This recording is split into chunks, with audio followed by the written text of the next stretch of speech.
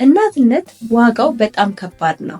በዚህ ቪዲዮ በቀዶ ጥገና የወለዱ እናቶች ቶሎ ለማገገም የሚያግዟቸውን 5 ቲፖች ነግራችኋለሁ። እስከ ቪዲዮ መጨረሻ ድረስ አብራችሁን ቆዩ። የመጀመሪያው ለማገገም የሚያግዛችሁ ነገር እረፍት ማድረግ ቢኖርባችሁ፣ ነገር ግን እንቅስቃሴ ማድረግም ጎን ለጎን አለባችሁ። እንቅስቃሴ ማድረግ ሲባል ደግሞ ከባድ እንቅስቃሴዎችን ሳይሆን ወለዳችሁ በኋላ አንስቴዥያ ወይም ደግሞ ይሄ ሰመመኑ ከለቀቀ በኋላ በጥቂት ሰዓታት ውስጥ ጀምሮ ተነስታችሁ ብትቀመጡ ብትንቀሳቀሱ የሚመከር ነው። ይሄ የሚደረግበት ምክንያት ምንድነው?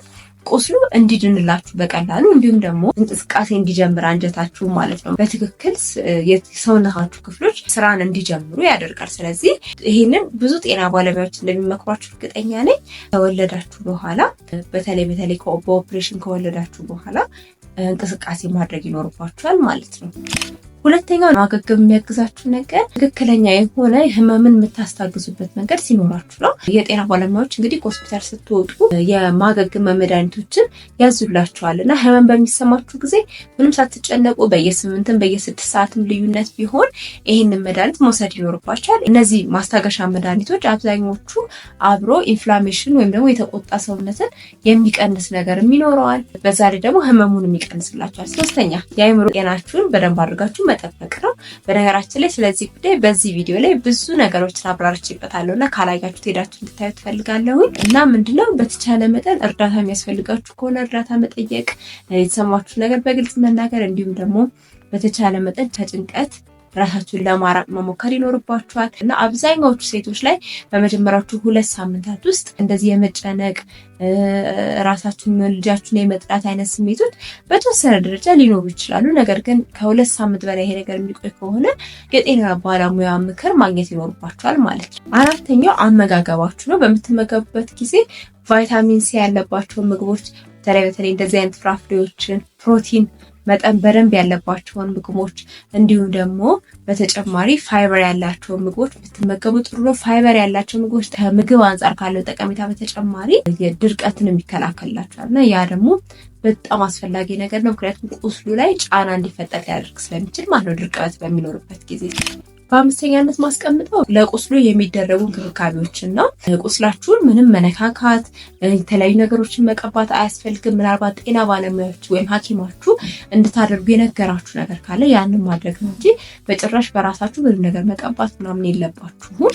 ገላችሁን ከ24 እስከ 48 ሰዓታት በኋላ ልትታጠቡ ሊፈቀድላችሁ ይችላል። ከተፈቀደላችሁ በኋላ ግን በፎጣ በጣም መጫን ምናምን የለባችሁም። ስታደርቁት ነካ ብቻ አድርጋችሁ ማድረቅ ነው እንጂ መፈተግ የለባችሁም። ቁስሉ እንዳይቆጣና ለተለያየ ኢንፌክሽን እንዳይጋለጥ ማለት ነው። ለብ ባለ ውሃም ነው ደግሞ መጠቀም የሚኖርባችሁ። ከዛ በተጨማሪ ምናልባት የሚያሰላችሁ ከሆነ ደግሞ እግራችሁን ሰፖርት አድርጋችሁ ወይም ደግፋችሁ ነው ማሳል ያለባችሁ እና በተቻለ መጠን ሳል ካላችሁ ያንን ደግሞ ሕክምና እንዲያገኝ ማድረግ ይኖርባችኋል ማለት ነው። እዚህ ጋር በደንብ ማስተዋል ያለባችሁ የኢንፌክሽን ምልክቶች ምንላችሁ ምን እንደሆኑ ነው።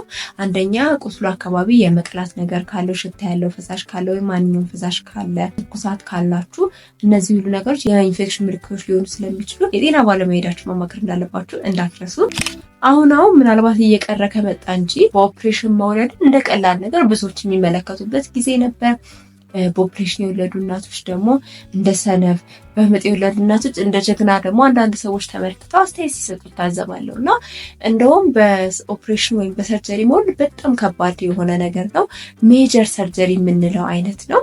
ጡንቻዎቻችን ቆዳችን በሙሉ ተነስቶ ነው ወደታች ወደ ማህፀን ተደርሶ እንግዲህ ህፃኑ እንዲወጣ የሚደረገው ማለት ነው እና የሚሰፋው ነገር ብዛት ያለው ቁስል ብዛት በጣም ቀላል ነገር እንዳልሆነ የሚያሳየን ነገር ነው። ግን ብዙዎች ደግሞ ትኩረት ማይሰጡት ነገር ነው እና በተቻለ መጠን ደግሞ እናትነት መጀመሪያ መግቢያ ላይ እንደተናገርኩት ዋጋው ከባድ እንደሆነ ተረድታችሁ ይህንን ጊዜ እንግዲህ በጥሩ ሁኔታ እንደምታሳልፉት ተስፋ አደርጋለሁ። ምንም እንኳን በተለያየ ምክንያት በኦፕሬሽን መውለድ የግዴታ ቢሆን ራሱ እናትነታችሁን ምንም የሚነካው ነገር የለም።